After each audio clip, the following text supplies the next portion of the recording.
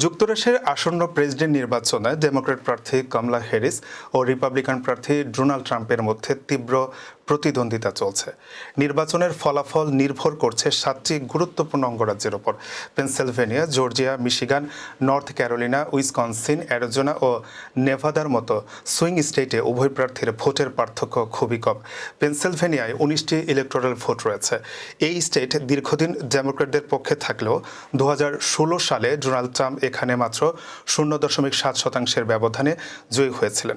তবে 2020 সালে Joe Biden রাজ্যটি পুনরুদ্ধার করেন। এবারও পেনসিলভেনিয়া নির্বাচনে গুরুত্বপূর্ণ ভূমিকা পালন করবে। জর্জিয়ায় 16টি ইলেকটোরাল ভোট রয়েছে। 2020 সালে নির্বাচনে বাইডেন অল্প ব্যবধানে জয়ী হন, তবে এবার ট্রাম্প এই রাজ্য পুনরুদ্ধারের আশা করছেন। মিশিগানও এবারের নির্বাচনে গুরুত্বপূর্ণ একটি রাজ্য।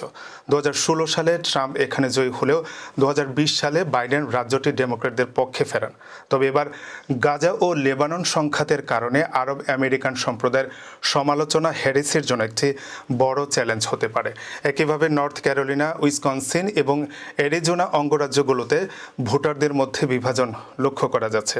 বিশেষ করে উইসকনসিন এবং অ্যারিজোনায় ট্রাম্প অভিবাসন ইস্যুতে ক্ষুব্ধ ভোটারদের আকৃষ্ট করার চেষ্টা করছে। নেভাদায় মাত্র 6টি ইলেকটোরাল ভোট রয়েছে। 2020 সালে এই স্টেটে বাইডেন 2.4% ব্যবধানে জয়ী হয়েছিলেন, তবে এবার এটি আরও প্রতিদ্বন্দ্বিতাপূর্ণ হতে পারে। এইসব অঙ্গরাজ্যের ভোটাররা কিভাবে সিদ্ধান্ত নেবেন তার উপর নির্ভর করছে পুরো মার্কিন নির্বাচনের ফলাফল।